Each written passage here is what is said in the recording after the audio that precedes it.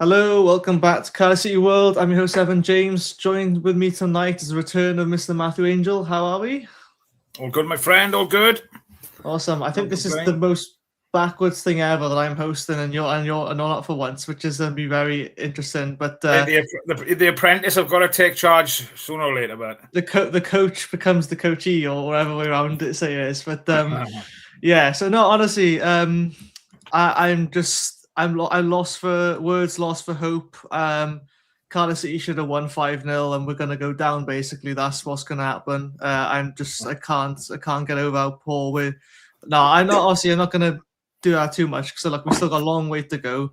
But all I'm going to say is that from what I've seen the last few games, and to do this all without the likes of Ruben Colwell, without Kellyman, and Eli King hasn't been involved at all, and we've had only just the return of Ollie Tanner now, and it just seems like we can almost bend into a pretzel whenever we want, and we can still pull results together. You've seen players like Turnbull now finally finding his feet at the club, Chambers as well, Chris Willock, quite early in the season, but as much as I didn't see the entire game the other day, I did see the highlights, and I gotta say, that's all I really needed to see to see how well this team's forming. I think Bradford, I genuinely thought would probably draw, maybe lose some. I think it's the two teams I think we would lose to this season, Bradford and Lincoln, because I think they are possibly the best two, not including us. Were you surprised, first of all, any lineup changes or anything else? See Turnbull in the 10, or was it, not many surprises? No real shock in the lineup for me. Obviously, we did cover a little bit of it on Saturday with Reece, but no, I don't think so. Having time to reflect and look back, I think obviously with the injury situation we have got, I think Turnbull has played well the last, few weeks, to be fair. So he kind of deserved his shot in there.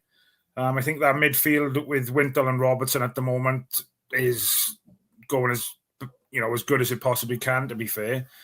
But no, it was for the first 30 minutes, some of the football we played and the passing, considering we were away from home as well, was outstanding. And for us to take a 2-0 lead after the first, was it 25, 30 minutes, was, well, just couldn't believe it, if I'm completely honest with you. You kind of knew Bradford were going to come back into the game to a certain extent and put pressure on us, which they did.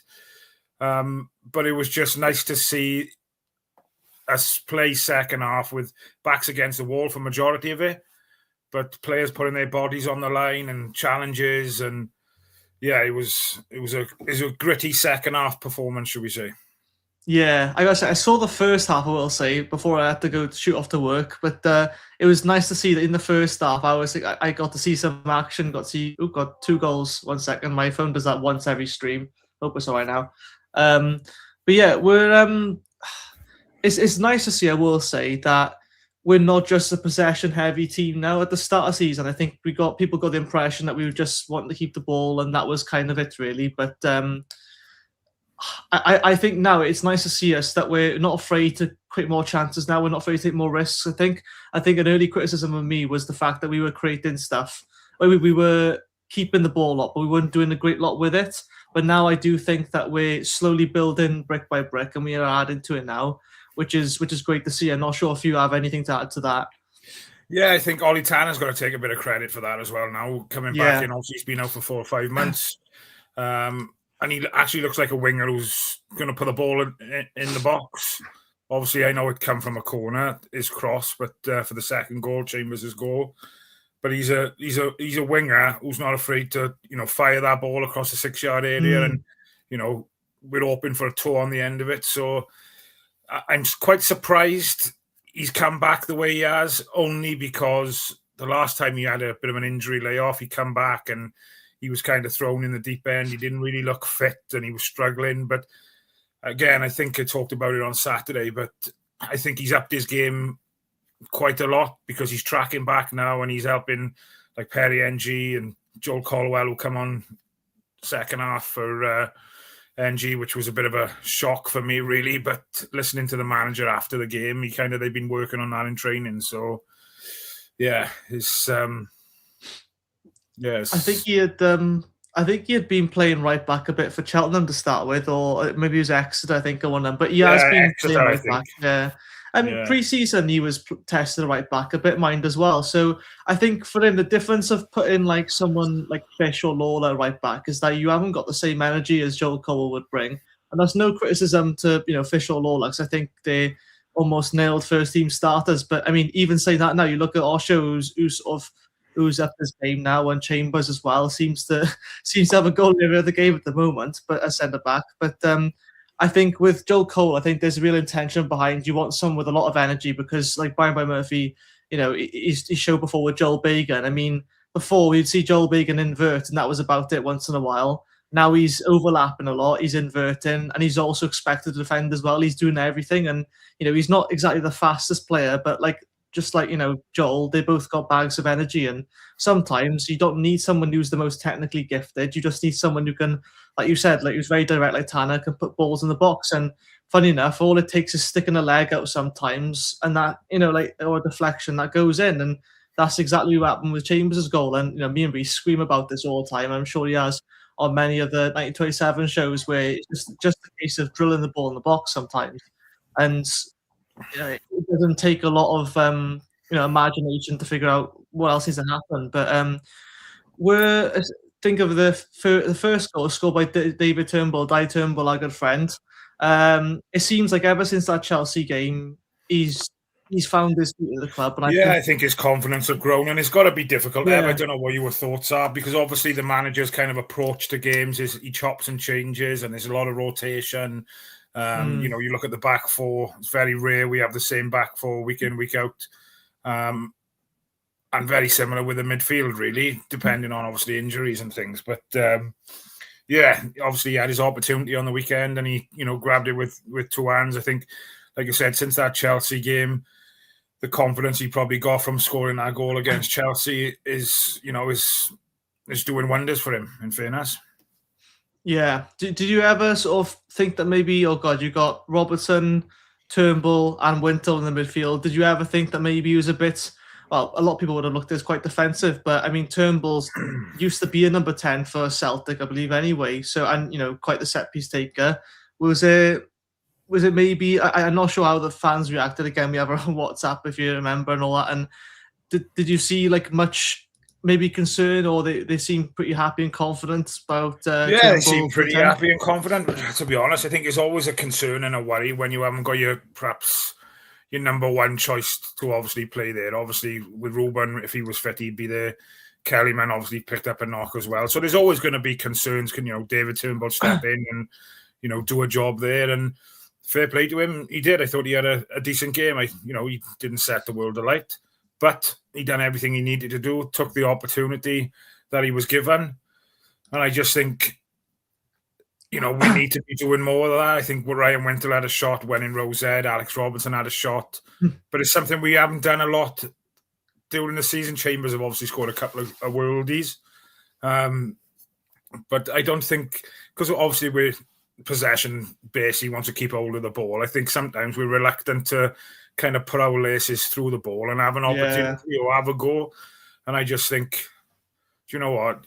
We got pacey players on the field, rebounds and stuff like that. So, have a go. And, in fairness, that strike he had Saturday was outstanding. He couldn't have put that in the goal any better, to be fair. 100% agree, yeah. I think with me, I'm not trying to be like a know-it-all, but I think with the way you set up the shot for him, I think most people kind of knew it was going to be at least on target. I think with Turnbull as well, when you get that distance as well, he's got a rocket of a shot on him. I don't even think he hit it that hard that time, but he's just very good at setting the ball for himself and taking shots outside the box. If anything, I would trust him more to hit one outside the box than in. I just think with, Yusuf Salek and Cam Chambers, you see, they got that reaction time in the box and know when to pounce on it. But I think with Turnbull, he likes to sit on the edge of the box. I think that's some players is knowing their strengths and using it to advantage. Oli Tanner is being very, very direct, taking players one-on-one. I mean, if I'm going to be honest, I think a lot of players were coached out of their strengths under previous managers. And I'm not pinning all the blame on them, but I think you saw the likes of, other players we've had on loan, for example, where wingers are just coached out of being direct, and it's all with the intention. Put the blame on him, 100% put the blame on him. Yeah. Because it's completely true. we've got the same players pretty much in the squad this season that we obviously had for the last couple of seasons. And it's chalk and cheese at the moment, isn't it? Like you said, there was so many times last year, you had Will Alves, great player. We go so far forward and then he's looking to stop, turn. And but yeah, it just seemed we was doing that a lot. And, like I said, it's chalk. I know we've obviously dropped down to League One, but the football that we're playing now is a million miles away from where we were. Yeah. Oh, yeah. I want to get your opinion then, because I'm not sure how much you watch other teams. I don't really watch much of League One myself, but is there, like you see in teams now, like Bradford slowly dropping now. I mean, of course we beat them. They still had a decent form, but you look at a lot of teams now. Bolton only won 1 in their last 5, and they were really tipped as favourites. Huddersfield have only won 1 in 5 and then lost 2. They're playing Bradford next, so that's another 6-pointer. Is there any other teams you think maybe sacked their manager as well, league randomly? Oh, there we are then. See, so now that could go one of 2 ways. You could have a manager bounce or not. And is there any teams you think might make a late playoff push or might sneak into to compete with us? Or you think... I'm going to be completely honest, Ev, and I don't know if it's the right thing to do, but I don't focus on anybody else, just Cardiff, if I'm completely honest, because I think as long as we can continue doing what we've got to do, take it game by game. Obviously, you look over your shoulders slightly, and that was a massive game Saturday, and we all knew what, potentially, I think they had a game in hand on us, didn't they? And obviously, if they had beat us Saturday and won their game in hand, they level on points again. So, for us to have taken that 3 points on the weekend was massive. But yeah, me personally, I don't tend to worry about anybody else. You like you said, you mentioned the Boltons, the Huddersfields, the Stockports. They were the teams that were touted to be up and around the top at the start of the season. I think Luton maybe making a bit of a push now for the playoffs. I think they're into like 7th, I think, are they? Something like that. They had a bit of a disastrous. So yeah, it is. Yeah, I don't try to focus on other teams, but to be honest, I got enough going on in my life to just concentrate on Cardiff. No, that's fair. I sometimes I do like to now to have a nose at the teams. I think I like to try to think and remember now who probably our toughest opponent was. And I think really, apart from Lincoln and Bradford, there's not many. I don't think there's that much competition. And in a way, I think it's a compliment to us to think that we weren't even tipped, for a lot of people, weren't tipped for automatic promotion. People think we'd stay in this league. And look, I know we've got a long way to go still, but I look at this team now and I think, when you think Olitana was one of the youngest players in our squad last season, and now he's one of the older ones, or, mid-range, it's mad to think. And to think that we're using pretty much our youth academy plus, a few extras to pull these results together. No disrespect to them, obviously done really well.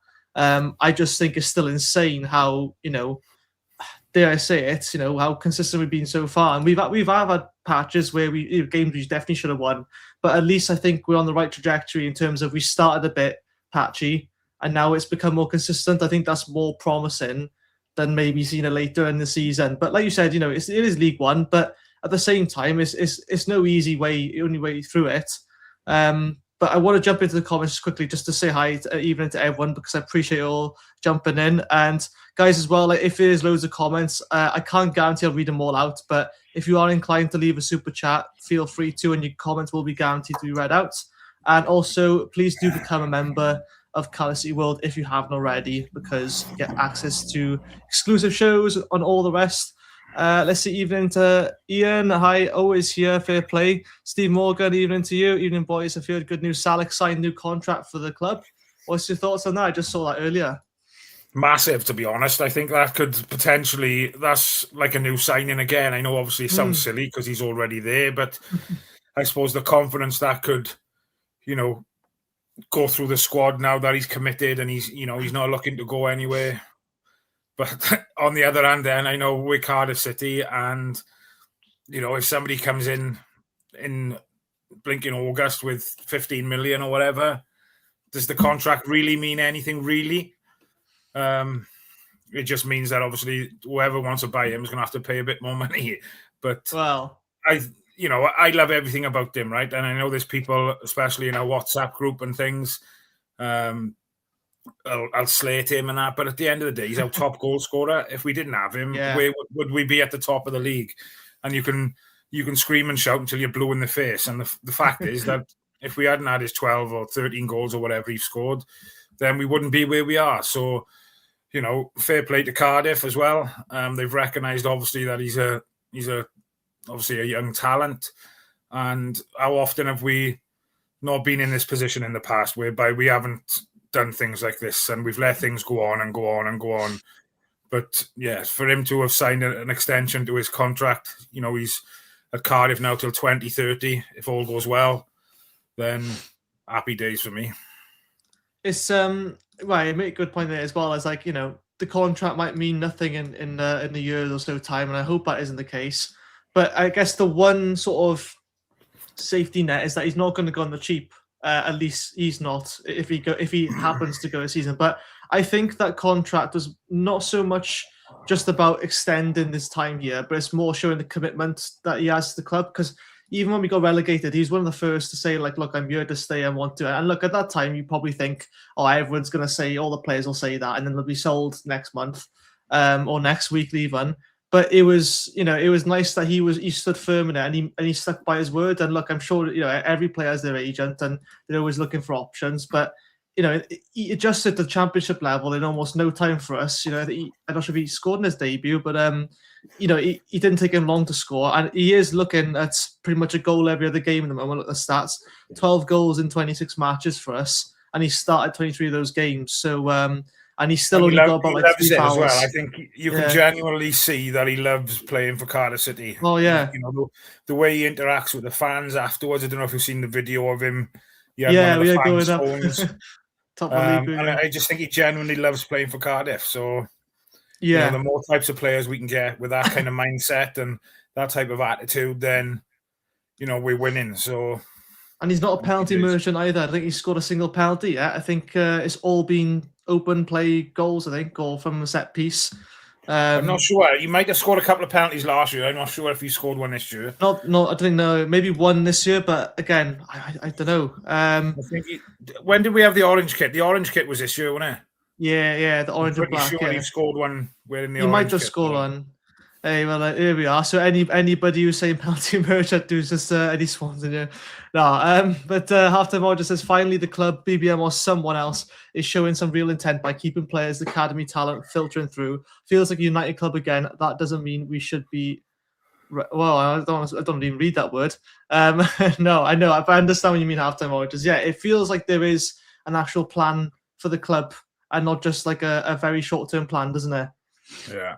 I want to go back, right? And some of the comments after the Bradford win the weekend, and they're talking about how much money. And I like looking at things on social media after we've played a certain team and seeing what comments are posted and that. A bit more salt. And, the fact that we got 6 or 7 academy boys in the first team squad on a match day is, credit to the academy and the work that's gone on behind closed doors there.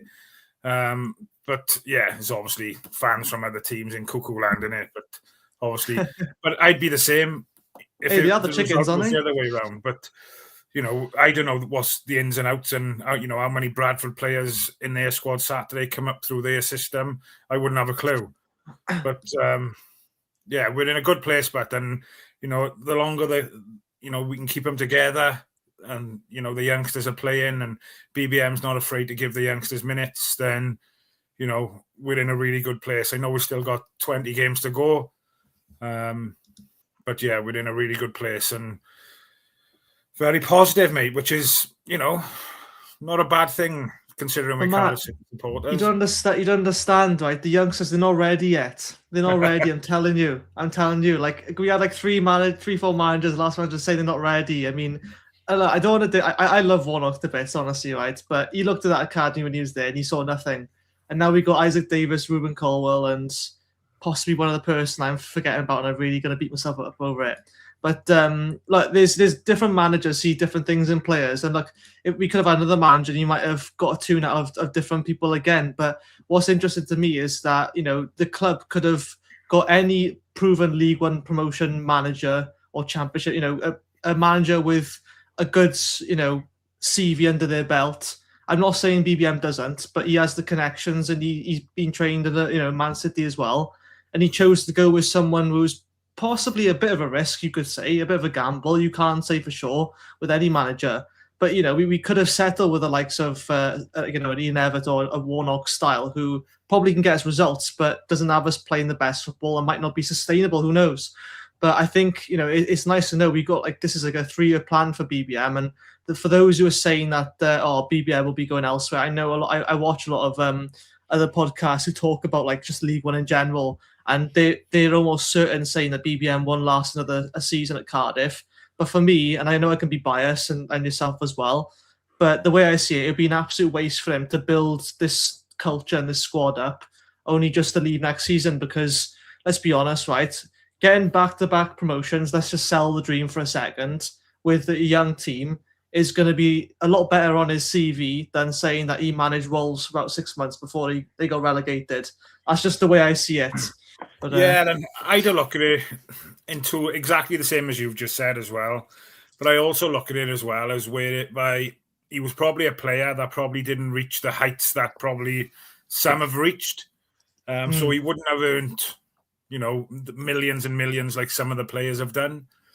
So, if a club like Celtic that's been rumoured, Middlesbrough, this, that and the other come in and double his wages with Cardiff, is he going to get tempted? He got a young family, 10 years in the game, and he can retire, spend time with his...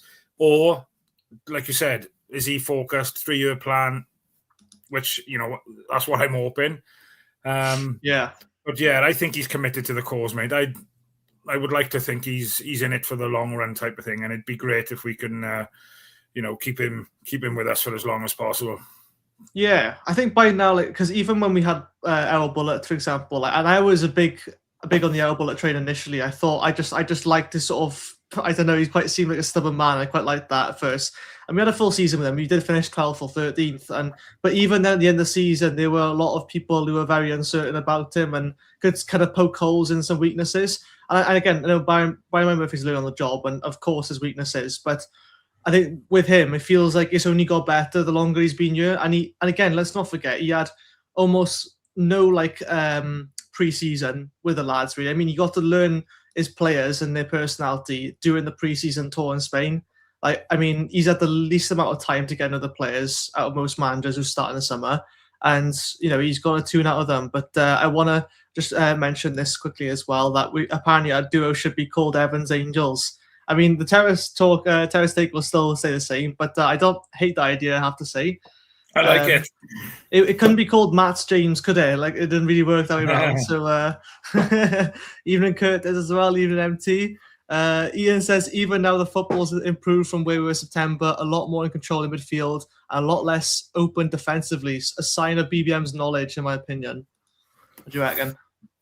Yeah, I would agree with that, 100%. I don't think Ryan Wintle sometimes gets enough credit for the work he does, to be honest. I think he's a bit of an unsung hero. Again, come back in the summer, didn't he? Didn't really think he put a Cardiff City shirt on again, if I'm completely honest. And no, he's one of the older players in the squad, which, at 28 is a bit mind-boggling, really, especially when I'm 40-odd, 42. Yeah, it's mad when you're thinking that, but I think he's been great for us. And yeah, him and Robertson now, that partnership they are building in midfield, I think is coming good, to be fair. To be fair, if he was to take me on the club BBM, I think I'd only get a 1-year rolling contract. I'd probably be a bit too old for the squad, I think. I'm only 23, but it seems that way sometimes, doesn't it? I mean, look at Joel Baker. He's 24, 25 now, and he seems like a veteran of the game. He seems to know it all. And I always thought in my mind, until Callum Chambers came good, I thought he would have been captain. And I thought, obviously he's got that leadership quality as well. But for me, Joel Baker is my captain. Just how consistent he's been, and we all know the same. But I don't know if he's quite captain material, in my opinion. But No, I just think, I suppose he leads by example, doesn't he? He's Mr. Consistent. Yeah. He hasn't let us down. He flies into challenges. He's been there all season, hasn't he? He's been outstanding. And, the sooner we can get his contract sorted, the better, because he's out of contract in the summer. Oh, God, so, if they've tied Salak up now today, I'm hoping that they can get Bagans, because he's been worth his weight in gold for us this season. And I've been very impressed with him. Again, he was one under previous managers that was in and out of the team, and he was out on loan, this, that, and the other. But it's proved now you've had a decent run in the team. Like O'Dowda played a lot last season, didn't he? I miss him. But yeah, Bagan's been outstanding for me, and he's up there for close to Player of the Year for me as well so far. Yeah, if it weren't for the 99th minute winner, I mean, I think he wouldn't get as much credit as he deserves, really. But no, it's hard to single out one player now, really. I just think for someone who's had almost no coverage, I mean, you have to put NG left back at once, and I always get a bit concerned. But hey, even people now are able to do the job, because I think BBM's focusing on signings of that are versatile players and not restricted to one position, like the likes of Kellyman. You could play him anywhere, and he's going to do a job. I mean, NG is exception anyway, because you could put him anywhere, even in goals, and he'd still pull off game-winning saves. In your opinion, is Kellyman better in the 10 than he is out on the wide? I think so, yeah. I just think because he's so creative, it's almost like you're isolating that wide. But again, even in the Wrexham game, I thought he's really good, and he was all over the place. He started to get wide, and he ended up as a striker. And like, it's not so much about where this starting position is, because I know BBM likes to play Chris Willock out wide, but he drifts inside, and I think Chris Willock's better as a 10. But for me, Kellyman is a 10. Well, he was a 10 anyway. He can do a job out wide. I just think you've got other options for wingers at the moment, and when that's the case, by all means, get Kellyman in the 10, because I think he's like Colwell in that he creates a lot, but he has a lot of flair about him, and he's very good with his feet, ball control wise. I think we're still yet to see the best of him though, and I'm sure he will stay till the end of the season. Even if they're thinking of sending him to the Championship club, I doubt that, because you'd want to be part of a promotion contending team, you would think, but that's just my honest opinion about it. Yeah, I'd imagine like it'll look good on his CV, wouldn't it? Obviously, he's going to want to go back to Chelsea at some point, no doubt. But yeah, if we can have him this year and maybe again next year, then he's still a young man. He's 19. Well, asking for much. Is he? Is he ready to be competing for the Chelsea squad? I'm not quite sure. So who knows? If we get promoted this year and Chelsea are happy with the way we've developed him and, worked with him, who's to say that we might not be able to have him again on loan next year in the Championship? Wouldn't be a bad thing to ask our question, would it? No, I just realised a couple of weeks ago, Will Alves on loan with us last season. He went to Huddersfield, and he hasn't really hit the ground running as much. He's been loaned to a league lower now, and he was another player who was out for a good portion of his youth career. It's not easy as just jumping back up, getting straight back to fitness, because you have physical fitness and then match fitness. And I think right now Kellyman's only just got back to being, well, aside from his little injury now, to being fully fit more or less. And I think the match fitness as well is almost there, the sharpness. But you see with Oli Tanner, I mean, they didn't rush him back. He'd been training for weeks, possibly months before they introduced him. They just didn't post much about it. And I hope they just do the same approach with other players if they do that. But the only thing is now is because he's on loan, he's going to expect to play. And if it weren't for maybe Ruben Colwell's injury, I still think he would have featured. But I think possibly more at wide, he wouldn't have had much freedom, let's say. But no, again, I think he'll be till the end of the season anyway. But let's have a look who else. Gary, evening, mate. A good morning, should I say, actually. Bluebirds in New Zealand. Christ alive. Get my VPN on. Jonathan says, uses Salix signing all the time. 12 goals in league so far. Exactly right, yeah. First goal was against Reese's favourite team, Millwall. Oh, he's had 2 penalties. There we go. Evening, Geraint as well. 12 more wins, lads, but let's not kid ourselves. A long way to go. Yeah, it's a long way to go, isn't it? But let's enjoy the rise, Let's get a little bit carried away. Jamie Welfare says, thinks Salek will score more in Championship. League One refs after every game. I think he's probably been called for like 3 fouls an entire time, like 3 fix. He doesn't get anything, does he, Salek? No, he doesn't. But I think at the start of the season, you could see the frustration in him when he wasn't getting them. But I think he's probably learned to control that a bit now. BBM has probably had chats with him, this, that, and the other, and he doesn't look as frustrated now as to what he was at the start of the season. You might get a little stare at the ref and this, that, and the other, but he's definitely, I think he's acclimatized then, shall we say, to League One now. Yeah, it'd be a shock for. I think, he just said easier to the Championship and League One, I think, which is interesting, really, because you just automatically think, League One is a lower league. He'd be bang goals it all the time. But I think teams knew that he was new to League One. They got under his skin quite early. I think, again, like Port Vale and Burton Albion were a bit of a shock for him, maybe just the physicality of it. And I know Championship is not much less physical, but if I'm being honest, I mean, at the start of the season, he would come back and drop further back into midfield because at the time he was waiting for the ball. And if I'm being honest, at the start of the season, we weren't doing a great lot with it. I mean, we had Ruben to score that great free kick at the start of us, and we scored one of the open play goal. But, it has taken a bit of time for everyone, really. And I think I'm glad we're past that stage now of not creating anything, because I think before long it would have got quite frustrating for like Salic or Robinson, especially when you think they're going to be nailed on first names in the team sheet. But talking about Robinson, should I say, do you reckon he's maybe not happy with the game time, or do you think he's happy that I don't know. I worry every season. I think someone like Callum Robinson's going to end up leaving the season, and then he stays another season, and I'm happy about it. But do you? If I'm honest, I think that he's probably tamping. He wants to play as many minutes as he can, but he's professional. And when he comes out and talks in front of the media and the questions asked, he's all about the team, this, that, and the other. And I think he's spot on. He's professional. I'd love for him to have more minutes. Again, he's been a great player for us over the last few years, and there's goals in him, 100%. It's just the way we set up at the moment.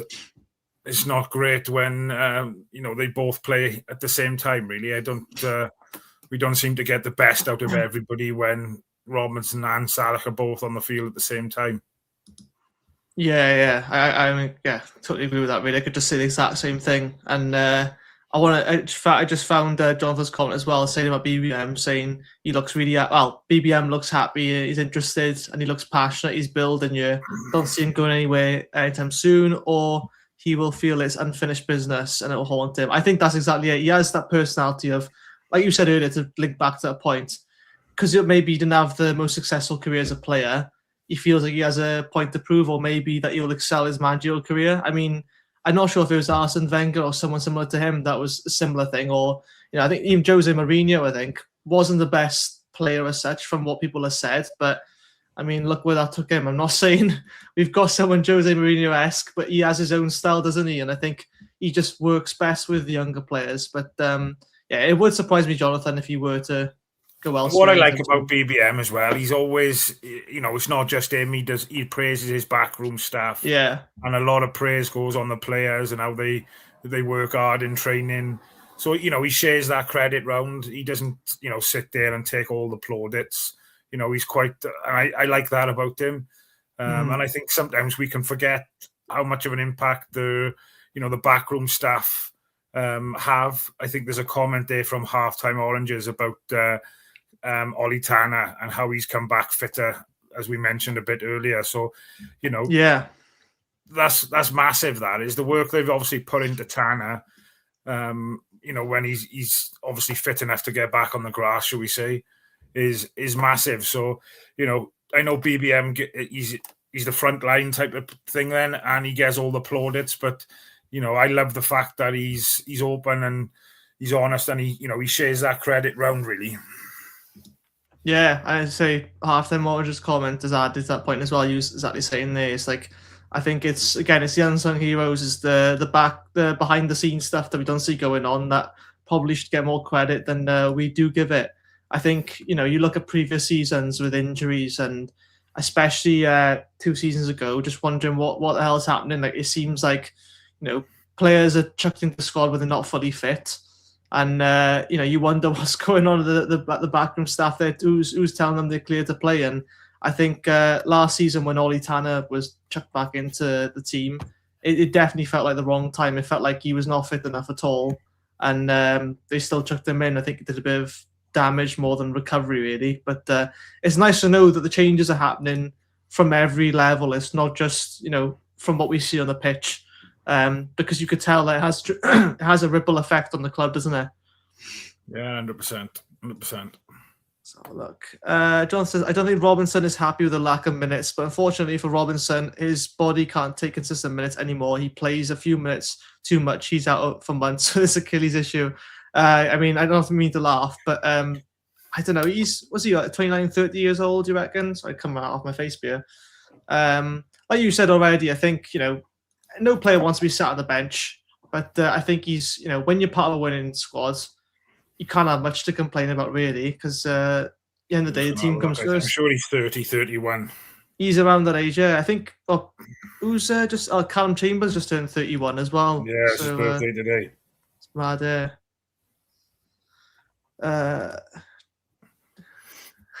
Jose Mourinho never played kick 30, 31, beginning of next month. Oh, there we are then. Christ, yeah. I think he's had mind you, can't complain about his career. He's played Premier League football for a few seasons as well, mind. So, and beating Chelsea. So I say the whole team looks fitter than last season. They looked finished. Oh, that's a really good point, Graham. And even, by the way, they looked finished after 60 minutes. Yeah, we did not look fit at all the last couple of seasons, did we? And not just on the pitch. I think the amount of injuries that we were getting, the last 12, 18 months was frightening, really. And there was a lot of discussions around, especially on the podcast, around is it anything to do with the pitch and the training pitch? But I don't want to curse it now because we'll probably end up having 3 or 4 injuries Saturday. Yeah, but too late. yeah, it's Graham's fault now. If anything happens to any players on Saturday, Graham, I'm sorry, mate, but you brought it up. It was a 3 point. Yeah, so if we don't get promoted now, it's all Graham's fault. To be fair, Gray is in your name to make it just a bit more, I'm doing a bit now. But to be fair, we've already had quite a few blows to us. I mean, Eli King, before the season started, Alex Robertson, it wasn't nice to have 2 midfielders injured before the season really kicked off. But yeah, Alex Robertson, I believe I put a video out about Alex Robertson earlier. I'm not sure if it was today or yesterday. I think it was today. So go check that out. This afternoon, 4 o'clock. It's a good watch 4 o'clock, as well. yeah. If you've got time to watch that one, go back on Cardiff City World, have a look at the Alex Robertson one. There's some good info in it. Fair play. I have to say, fair play. I mean, he's a content machine as he sign. I have to say that, otherwise I get fired. But no, no. In general, though, like you can't get fired from a volunteer role, man. Oh, you can. Trust me. I'll make it happen. No. But yeah, Graham, we're just saying about Bagan is out of contract soon. I'm trying to think who else could be out of contract as well, because I'm sure there's quite a few of them. I mean, Dylan Lawler, I'm not sure what happened if he got an automatic extension. Yeah, he signed an extension, didn't he? Yeah, but again, maybe that's a video for site to have a little look at the players that perhaps contracts are. I think NG is out in the summer as well. Here we are. We got some intel here, Matt, from Jonathan. Robertson video came out around the same time Salek a new deal announced. Is that maybe a hint or anything, or is that just reading into things too much? Who knows? You're reading into things too much. Simon released that, at the same time. There you are. I think we're trying to read too much into it now. We need Bagan signed, I'm sure they're working on deals in the background because of it. And Dylan Lawler, though, I don't want to label this point too much, but I thought I'd rather bring it up at least once to get it over and done with, to scratch my itch on it. Be honest, how long do you realistically see Dylan Lawler being at the club for? I think at least the end of the season. I'm looking at, I surely think, because some people say he's probably going to go in January now, but I doubt that. Yeah, there's been rumours Coventry are sniffing around him, and obviously it was linked at the beginning of the month by Munich, which is obviously Bellamy's been probably talking to company. But do you know what? I think obviously he hasn't featured the last couple of games. He's had issues. I think someone said yesterday in a WhatsApp group that he had scans over the weekend or yesterday about his hamstrings, regarding his hamstring, and they come back all clear. So hopefully he'll be back in the squad for Saturday. I always found it weird, and I talked again to Reese about this, that he's carrying a knock and he's not fit or 100% fit, but he's still getting named on the bench. I think if he's not fit, what are we risking him for? Don't have him in the match day squad type of thing. Get a youngster from the 21s in there. I just think, if something was to happen and he had to go on after 10, 15 minutes, are we risking him then by naming him on the bench? I know that, the 2 games he has been on the bench, he hasn't got on. But, things like that could potentially bite us on the backside, really, long term. But, yeah, I'd be very surprised, mate, to see him go, especially this month. And, I would think maybe a lot of teams might look, if we get promoted this year, can he do it at, maybe if he has the same types of similar performances then in the championship from August to December, then perhaps, bigger teams will come sniffing again then, next January type of thing. But yeah, I'd be more than happy if we can keep him to at least this time next year. Yeah, I'm glad you brought up about the substitutions as well, putting unfit players on the bench. I think maybe we get into a more realistic point now. One of the maybe weaknesses at BBM so far, and we can all pretend that we would be the perfect coach for Cardiff City or any club, but it does sort of like concern me sometimes when we have no keeper on the bench. And look, I know we have that Harry Tyler, I think his name is, who's signed now, and BBM was quite clear to say that we needed a goalkeeper. I didn't think really Matthew Turner put a foot wrong. I know there's different styles of goalkeepers, I could say, but if I'm being honest, I thought he did a job. And it does worry me sometimes when we don't have a keeper on the bench, because I'm just waiting for Nathan Trott to sort of go down a bit and hold his hamstring or something, Yeah, let's bring this comment up here from Geraint. I'll let you answer this one. Let's put the cat amongst the pigeons, lads. When Ruben comes back, is he going to improve us? Because as good as a player he is, he does tend to slow the play down if it's not broke, etc., etc. Ooh. Thing is, though, 2 things can be right. I think we play well with Ruben and without Ruben. I think that's a great strength we had. I thought we would really struggle. I don't see how we get worse with Ruben, even if, let's say, he does slow the game down. Start of season, we played Oli Tan on the right. And to be fair, against Peterborough, I thought, God, he's really slowing the game down. But in the same way, it kind of worked. I mean, the game plan worked. We won the game. And I think we have certain players who can slow the game down. It's not always a bad thing. I thought last season when we had Chambers in midfield, he was, by far the slowest and least mobile player. But I thought he did pretty well for number 6. Now, under BBM, I think he's at the centre-back now. And, we need the mobility elsewhere. But, for the number 10, there's so many different types of number 10s you could have. But I think it's unfair.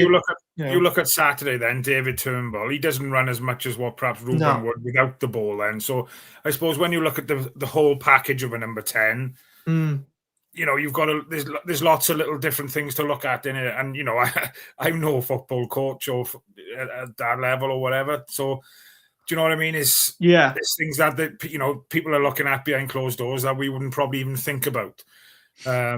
So yeah, it'll be interesting. It's a great question. I'm a great fan of Ruben, and I know there's hot and cold, a lot around Ruben, and I think the young man's got loads of talent, and some of the goals he scored for us are great. Sometimes I think he may keep the ball a little bit too long at times, where it could have been distributed earlier, and he ends up losing it or whatever. But before he got injured, I thought, again, his work rate has gone through the roof this season. His pressing and things.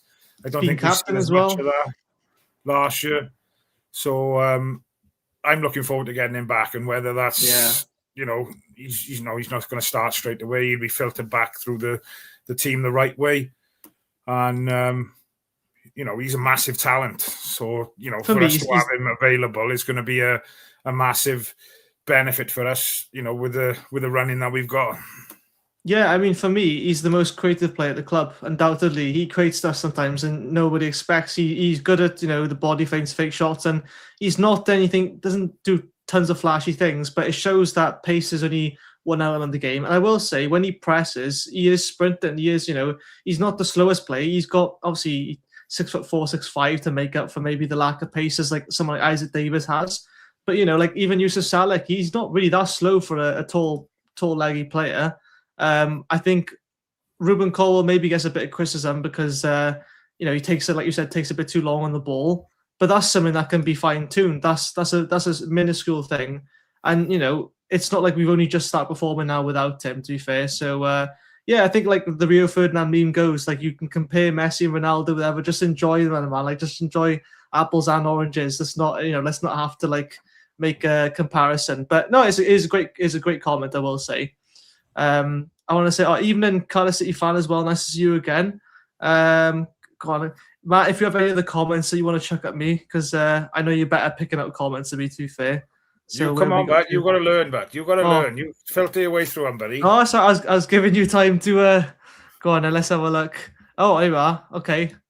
Oh, that's a thought. I didn't think about this because NG went off, didn't he? Yeah. Worrying Kapaku and MG are out. Weird Joel Colwell came on with Fish and Law on the bench. I'll play Chambers right back. Ooh, if those two can't play. Ooh, I don't think Chambers will like that. I think he was pretty clear he didn't want to play, but if the shoe fits. But I think the mindset within the old squad have completely changed this season, to be honest. And if BBM asked Chambers to play there now, I don't think he'd have any hesitation. I don't know for definite, but I think the mindset is completely different to what we had last year. You look at Ollie Tanner getting injured. He chased our ball down to try and save it going out for a goal kick or whatever, and he ended up clattering the hoarding boards. He wouldn't have done that last year. No way he wouldn't, chased our ball out. And the amount of late goals we've scored this year, we don't give in until our final whistle goes. I think that's something that's been instilled by BBM, and I just think the togetherness now. If Callum Chambers have got to do what's right on that particular day for the team, I think he'd do it.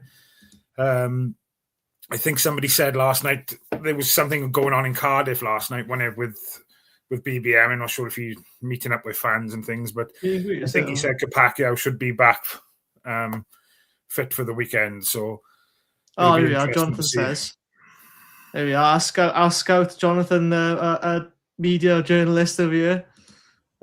He's starting to take over Rhys David Evans' mantle now. Rhys David Evans used to be the first one in all the comments with all the answers and stuff. He's got promotion now, hasn't he? So Jonathan has surpassed Rhys David Evans now. The next thing now is to get Jonathan on a podcast. Rhys David Evans has been demoted to the host. He's a top man. He's been relegated to a host instead of promoted to the comment section. I love a Rhys comment today. He has some cracking views, I gotta say. Done all back, does he, guys? Ruben had something different. He is still watching the boys, I guarantee. He's chomping at the bit to get back involved and may see slight improvements before he went out. Tanner is back hungry. I mean, I don't think you need to say much about that really, because it's summed up there, isn't it? Well, I think it's obviously it must be a massive difference, being in and around a squad that's winning week in, week out. I know obviously we've had the odd slip up, but the environment that was, we were in this time last season where we're fighting for our lives. I bet people weren't really busting a gut as much as probably what they would be now, because probably we're fighting each other. Do you know what I mean? And there's so much competition and healthy competition in and around the squad. I think that's only a positive as well. And I'm looking forward to getting Ruben back fit, because I think Cardiff are definitely a better side when he's in the squad. If I'm being honest now, and I'll quickly, because no one's touched on this yet, if I were to sign any player now, it would just be a left back, and I wouldn't mind riding the season out. I think you can look at some positions and be like, we could probably strengthen you, get another striker in. But if I'm being honest now, you really don't want to ruffle any feathers, do you? You want to, if it's not broken, don't fix it. Like one of the comments said earlier, I think left back is a must for a backup, but I wouldn't even say you bring in a lone left back, because they're going to expect to play, and that's the only position I would strengthen right now.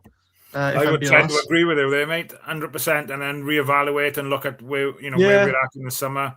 Save your budget, additions that can be made for us to be competitive in the championship. To be fair, like you said, let's not upset the apple cart too much. And I think it'll benefit us, if we bring in another 3 or 4 players on loan, and there is rumours that it is another 2, potentially 3 coming in. I just think if those 3 didn't come in then, for example, it just makes our youngsters, they're playing more, and our squad are playing more together. And yeah, in the long run, that might benefit us. But like you said, football, you can pick up 1 or 2 injuries over the weekend, and it's kind of hard work then type of thing. But we'll see. I call it the Isaac Vassell effect, where as soon as you get injured, well, to be fair, he scored a debut goal, but it's football's a cruel sport. Let's not kid ourselves. And you said about healthy competition. At the end of the day, it is, a whole injury can set you back. I mean, think of Alex Robertson, really. I mean, he wasn't just chucked straight back into the team, and some of us were probably thinking, oh, what's happening with him? Is he actually going to go in January? But he's come back now, and I think, looking at Cardiff City fans' comment, saying I'm not against Ruben 8, Kellyman 10, but Robertson and Wintle seem undroppable at the minute, and I tend to agree. I mean, if again, not broken, don't fix it. I think Wintle has been massively underrated this season, and Robertson now, I think he's quietly gone about his way really well. So look as well, I'm trying to see, Graham. Ruben was forming a good partnership with Tanner. Yeah, to be fair, you will see them training together in the warm-ups. It was together. So it was a big blow, I think, for Ruben when Tanner got injured, to be fair. And now that Ruben's got injured, Tanner's back. We see the other side of it. So look as well. Togetherness will be the key for the rest of the season. Go on. I was going to say, Cardiff City fan, this is a great one. Ooh. Would you go Chambers, Lawler, Fish, or Osho as a right back, or anybody else?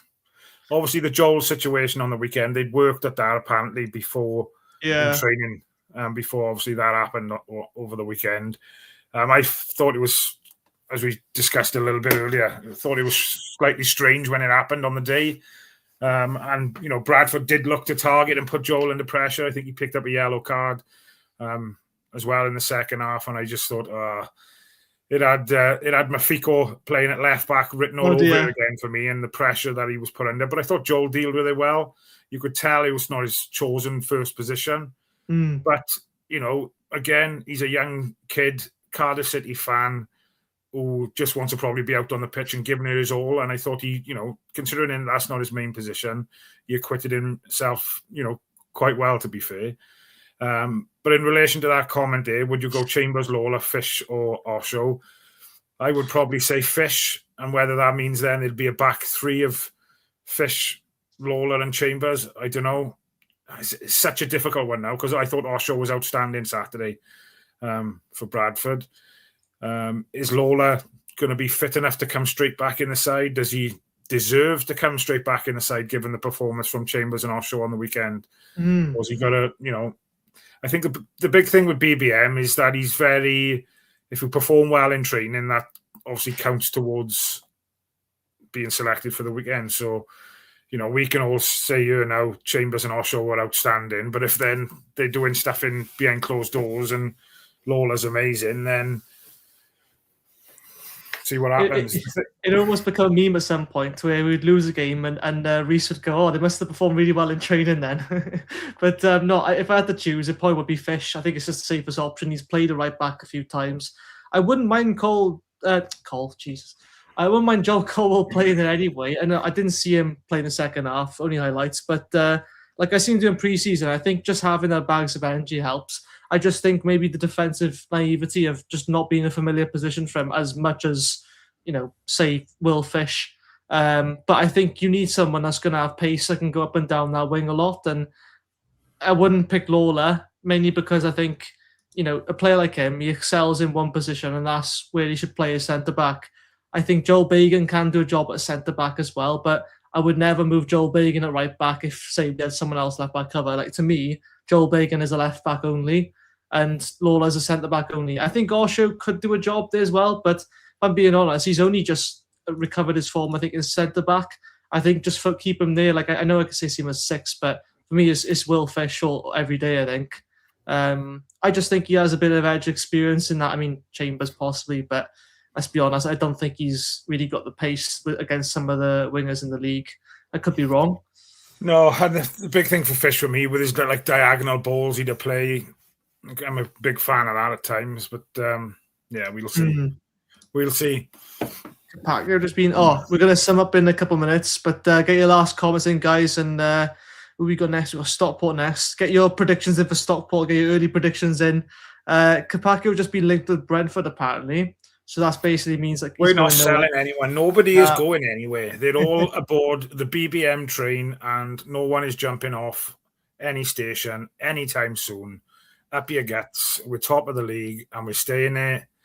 How many more wins do we realistically need in there, mate? Before 20 games to go. Currently on 55 points. We're looking at about to get promoted. Hang on, I've asked ChatGPT games played 26. We're looking at about points needed about 35 for comfortable promotion. So that's about, we can afford to have 10 wins, 5 draws and 5 losses. So you're probably looking when you look at it like that, right? You say there 10 wins, 5 draws and 5 losses. That's doable, isn't it? That's 100% very doable. I mean, we haven't lost that many games this season so far anyway. I think we've lost about six or so games. How many lost? Oh, 5. We've lost 5 games, you know. So, you know, it's very doable. I think you're looking at that. It's more realistic. A strong finish. You're looking at about 12, possibly 13 wins, which is, you know, 39 points from 13 wins. Yeah, I think, look, with other teams, I feel like they will drop off as well. I think you're going to see a real drop off with some teams. I just hope we're not in the dogfight in the playoffs, because if there's one thing I know with Cardiff, we're not exactly known for the playoffs, at least not since I've been around anyway. But, no, that's not good for anybody's blood pressure going through playoff games. You've had enough. Honest, but yeah, I think at the end of the day, the ball is in our court, and we keep performing the way we're performing. Treat Cardiff City Stadium as a fortress, which we've got to keep doing. Then, pick up the 3 points at home. If we can pick up points away from home, then happy days. But yeah, we're in a great place and couldn't have asked for much more, really. And expectations wise at the start of the season is, yeah. Here we are. Just to finish up on Cardiff City fans, if we got a point for every away game and 3 from home, we will win it by March, April. I'm not sure if you've calculated that up specifically or if you're just theorizing, but it sounds about right, to be fair. Like, the main thing is win your home games and then, don't lose your away games, I think, is the sort of thing. And we've done that so far pretty well. Yeah, honestly, and again, last thing I will say is after Roger says that potentially 3 Welsh teams in the Championship next season, I'm not sure you're on about. I thought Swansea get relegated, but break the champagne out. Cardiff maybe get promotion to Championship, then back down again to League One. So we've obviously got someone in the chat who's not a Cardiff fan, but thank you very much for tuning in and engaging. Hey, much appreciated. I've already got the champagne in my description, so don't worry, I'm getting carried away. But guys, again, appreciate everyone interacting in the comments. The readers help us out, and again, it's lovely to see so many members in the comments as well as usual. Matt, thanks so much for joining me. I'll finish off on this one. Sorry, Ev, just a thing in. Cardiff City fan, only because you put so many comments in, my friend. Where would you put this Cardiff team to finish in the Championship? On today's current squad, mate, I would say mid-table. Yeah, that's a 12. I think obviously if we do get promoted, I think there would be experience needed in certain areas, I think. But then again, I might be surprised, and I think we'd have more time on the ball in the Championship, but I'm just a fan. The BBM effect. I reckon we'll get 11. I don't know anything about coaching and stuff, so I could be completely barking up the wrong tree. But no, I would say mid-table, and then depending on what additions we can make during the summer. Cracking. Awesome. That's a good one to finish on, Matt. And again, thank you for joining tonight as well, and not on my own. Appreciate it. No problems. Right, and we'll see you all soon. And Cardiff to win 3-0 against Stockport. Let's go. 4-0. See you all soon. 4-0. Let's go. Hey, top. Rascal Beats. For your Caesar. Cardiff City, ride with me for your Caesar.